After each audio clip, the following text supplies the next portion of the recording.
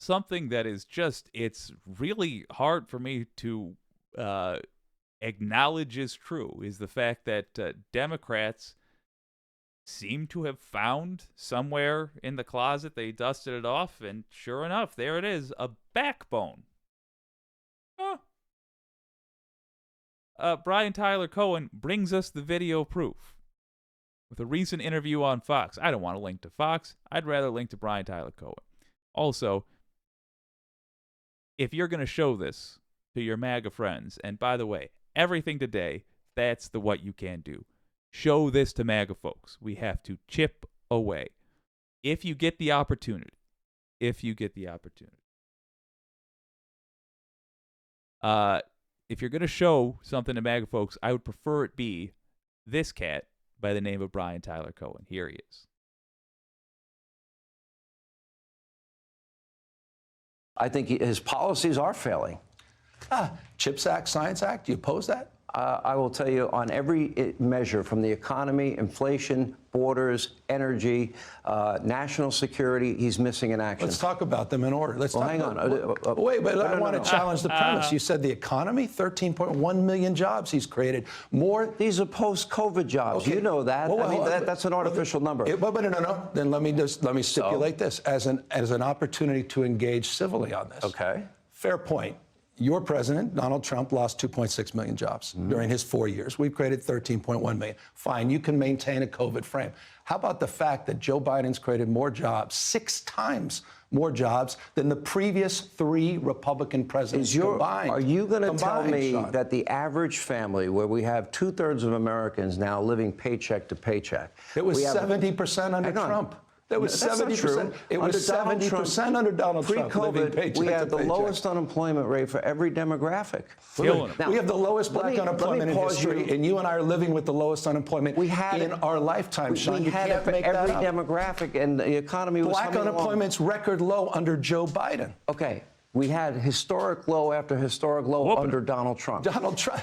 I mean, but he's cleaned Trump's clock, Biden, in terms of the progress in job creation. Look at what he's done on jobs. What would you grade Joe Biden's presidency? Because you're at odds with the American people and the Democratic Party. I'm just dealing with the facts. I'm dealing with the facts. What is your grade for I'm going to go back. Let's talk. You brought up 6 topics. You got to answer some questions. I'm answering the ones in order. You brought up the economy. That's my favorite part right there. Right there. Well, you got to answer some questions. He's freaking out. What is he doing? He's trying to do Sean Hannity is attempting to invert the Gish gavel, where he throws so many questions at Gavin Newsom, whatever. The California centrist Dem, who I rarely like, but right now I love.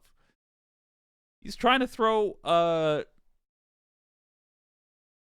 so many questions at him that Gavin Newsom, there we are, will have to just by default pick the one he cares most about, not address the rest, and make it seem like he only had one kind of good answer, but the rest he couldn't even touch. Except what did Newsom do? His homework. How did he address the questions? One at a time. And he was whooping Hannity so bad that Hannity, who's not, if you're relying on the Gish gavel, if that's your only way to survive, you're not terribly well-versed.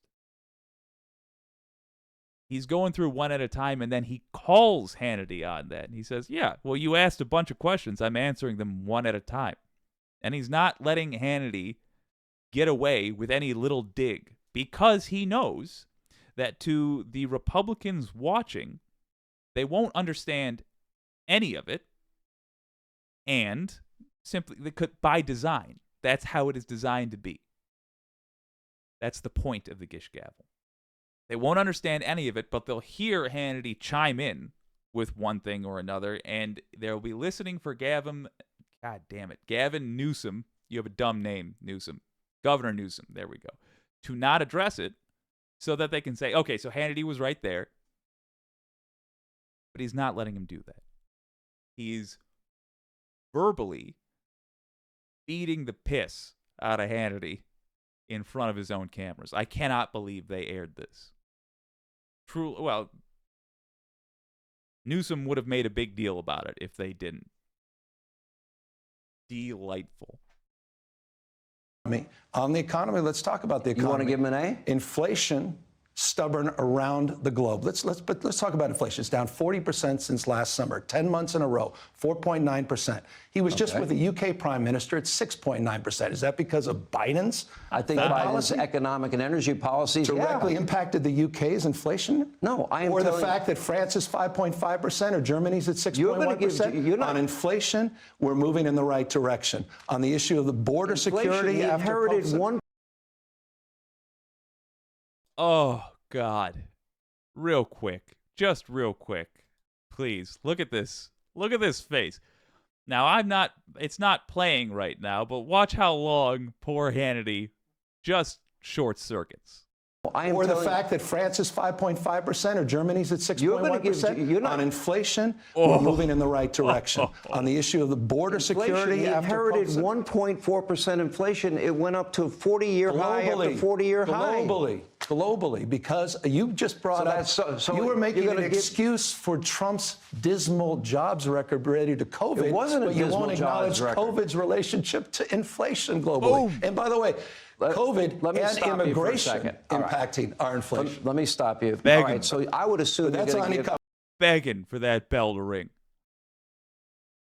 Just about ready to throw in the towel. I think I hear the bell. I think that's the end of the route. We got to go back to our quarters. Hey, does anybody else see Jesus? That's a whooping. We're going to give Biden an A. And that right there is what it looks like when a Fox host who spends every single day in his echo chamber is actually confronted with someone capable of dealing in facts. And that was put on full display when Hannity naively decided to list a bunch of standard nebulous buzzwords that Republicans use to criticize Democrats on, only when they criticize Democrats on them, there aren't ever any Democrats to push back. And now, when there is a Democrat to push back, it puts on full display just how baseless those talking points are. And so Hannity starts blindly assailing Democrats on the economy, on inflation, the border, energy, national security, only to freeze like a deer in headlights when Newsom decides to actually engage with him on any of those topics. Now, there's hardly much I can say that Newsom didn't already say to Hannity's face, but there are some points that I can expand Oh, what the hell? Let's let him expand. On. Like, for example, when Hannity discards the fact that Biden's overseeing the addition of 13.1 million jobs because, quote, those are post-COVID jobs, suggesting that all the jobs that were just added during Biden's presidency were the ones lost to COVID. Only, small problem, those jobs lost during COVID were fully recovered back in July of 2022. For the last year, the U.S. economy has added yet another 3.1 million jobs beyond those jobs lost during COVID. And of course, that's on top of the fact that we have near 50-year low unemployment. We've got record black unemployment. We've got the highest percent GDP growth compared to all G7 countries. So for anyone to suggest that this is not a strong economy is already absurd unto itself. But when you realize that the people criticizing this economy are the same ones defending the guy who lost 2.9 million jobs, that's when you know they're just hacks blinded by their own partisanship. Also, one point on the jobs lost during Trump's term, I know that Republicans love to pretend that COVID doesn't count for him, but Trump's handling of COVID is why that many jobs were lost. Losing millions of jobs didn't happen in spite of Trump. It happened in part because of him. He was the president. Remember, the U.S. had 20% of the world's cases and deaths, despite having only 5% of the world's population. That is not an accident. It is the direct result of piss-poor leadership. Just like... Yes, sir. No notes for Brian Tyler Cohen. That's a great clip to show folks around the old internet. Look, I know it's not fun reaching out to MAGA folks, and I'll even go so far as to say our plans for 2024 should not be based around swaying enough MAGA voters to get what we want. But the plans we will be pursuing, organizing like-minded individuals to vote in the primaries, and then when we have, hopefully, a great set of candidates for the general, going out en masse to ensure we get a blue House, Senate, and White House. All those plans are going to be easier if there are less MAGA adherents out there. And in 2023, it's a lot easier to plant the seeds of future wedge issues for 2024.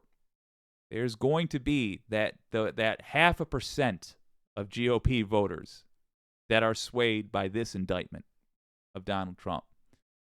There's going to be those folks who saw that Brian Tyler Cohen clip because you showed it to them, and don't fall for the ranting about the jobs numbers because somebody else who didn't see that clip tries those lines out. And they're just not swayed by those lines because they remember what a fool God damn it, Governor Newsom made Sean Hannity look like. There's going to be that 1 or 2% of voters, GOP voters, that end up really liking Chris Christie and his attitude and his ability to be bigoted without looking quite so foolish, without breaking the law directly. And are they going to come out and vote for Democrats? No. They're just going to stay home. That's a realistic plan. What I would do is don't waste your time. Don't exhaust yourself trying to show every single clip to every single person. But if you've got somebody in your life who's either going down this rabbit hole or has gone down this rabbit hole and is repeating a lot of the same talking points that were addressed here, pick one of these and show it to them. Most of the time when we're trying to sway government, that takes the form of writing an email to somebody. Most of the time, when we're trying to sway voters, it's just going to be sending them a piece of media to watch. Maybe they'll watch it, maybe they won't, but they'll know there is a response for their talking points. And odds are, if they're using those talking points, they're going to be just a little bit curious. That's your in. You won't get them all. You'll get some. And some is all you need sometimes. And in 2023, we have the luxury of time, which means we can take a lot of these shots, trusting that we only need 1 or 2 to hit. Let's see what the Wicked community has to say.